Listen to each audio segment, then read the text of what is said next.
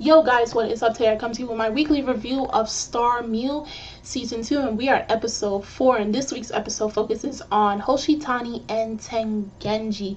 Now, if you remember in last week's episode, if you stayed past the ending credits, which I from now on would advise do that because they may have an added scene that they do not put in until after the ending song.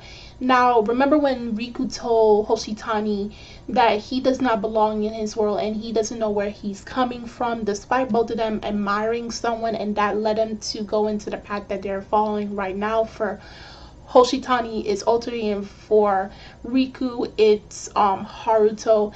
And the fact that Hoshitani, which was brought up at least twice or three times in this episode, that Hoshitani doesn't understand what an actor is. And an actor, as they describe, is someone that has ambition, who is obsessed with becoming better. They are greedy with becoming better, and that hunger, that drive to, make it to the top. And for Hoshitani, who's new to everything that's going on, he lacks in many areas. He does not understand what it means to be an actor, and that actually comes to bite him back in the second half of the episode when it comes into regards of him understanding Lambert Shadow's character. So for the first half, they really focused in on Tengenji, and it was refreshing to see Tengenji's character. Now, if you didn't know, Tengenji is my favorite character, as well as Kuga, and for the first time since the series started, they had a song that I actually like, and I guess it leads to my bias of liking Tengenji's character. Now, also for the fact that they gave background information of his family, knowing that he is a kabuki actor, a pro kabuki actor. His family lineage dates all the way back to Edo, Japan, and it's really interesting when you look up kabuki and how it's ingrained into Japanese history and culture.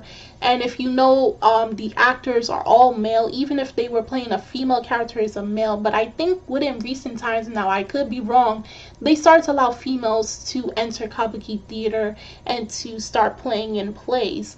Now, seeing Tengenji's character when he's in his element is complete contrast to how he acts when he's with Hoshitani and the others. It's like he has a more refined, a much more mature side to him. This is a whole new side of Tengenji that we've never seen before. And he also takes on a older brother role model figure when he's there, because in the kabuki world they start from when they're really young till the day they retire.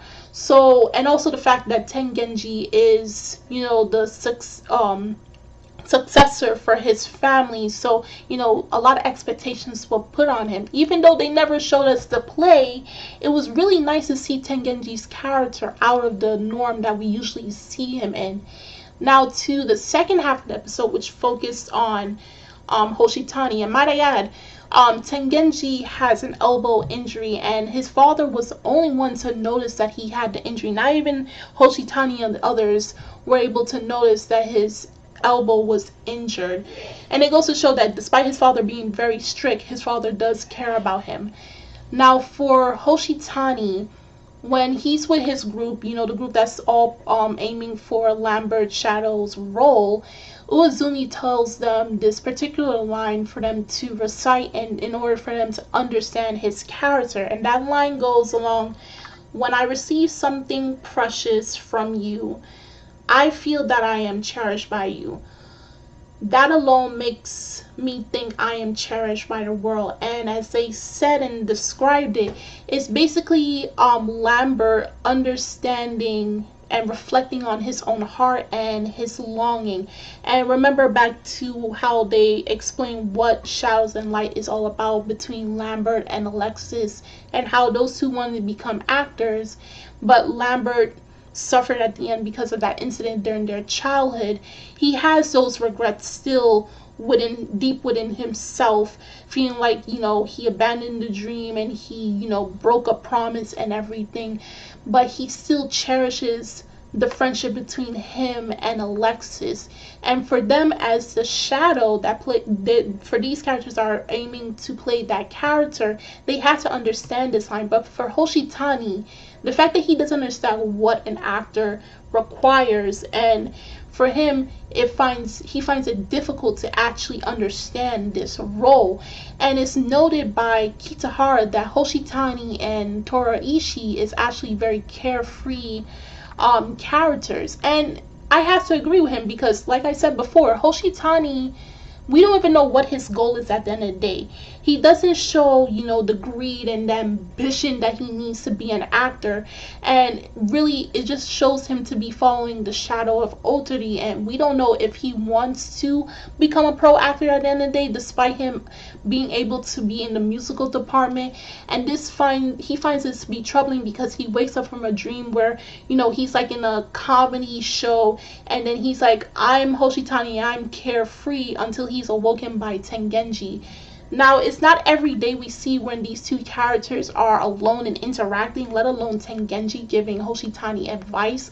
But again, I was so surprised by his character and how I found it refreshing, and it just adds more into his character development in this episode. And I hope to see more of this from Tengenji's character later on for the rest of this season.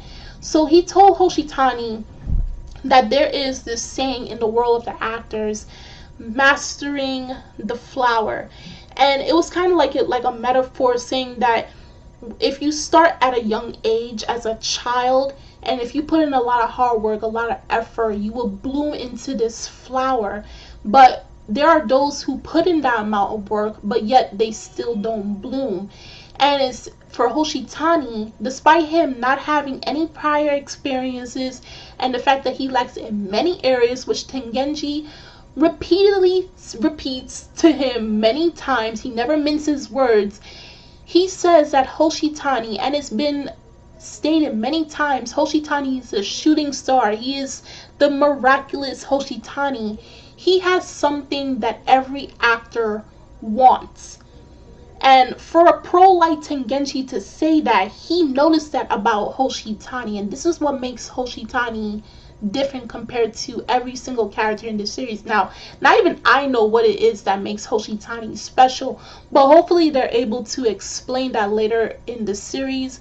But we have where Tengenji said he will compensate in order to make it to auditions and get his role, and also show Hoshitani where he is lacking. And he even tells him, like, if you are an actor, then be strong enough to bluff it. And the way I interpret it is that fake it till you make it. You know that line, fake it till you make it? If there's something that you are not sure of, something that you are lacking in, believe that you have already accomplished it till it actually becomes just part of you, and you didn't even realize that you were lacking it in the first place. And he also gave Hoshitani his handkerchief. If you saw, like they showed a flashback of when Tengenji was a child growing up in a kabuki household and being tutored by his father, he always had this handkerchief with him. And this goes along with the line that he heard from Uezumi for Lambert's character, when I receive something precious from you, I feel that I am cherished by you. It allows Hoshitani to start understanding what it means to feel as Lambert's shadow. So now we're going to see where Hoshitani is taken into account and being able to understand this character and do better.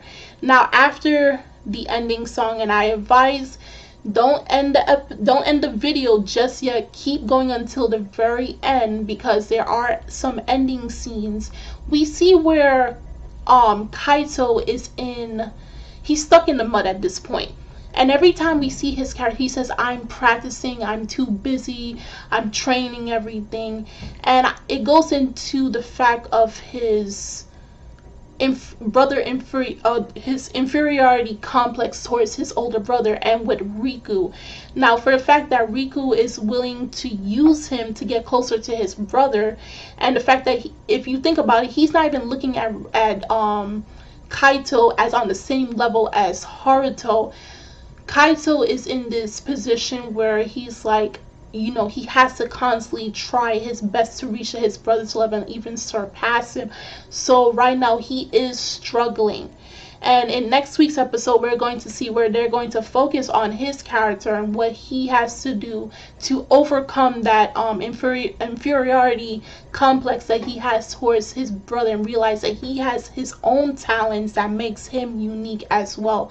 But again, if you guys saw this week's episode, do leave a comment down below on how you felt about it. The links are in the description box as always. And I'm Kimmy Chan of Anime Legends Podcast, and I will see you guys later. Bye!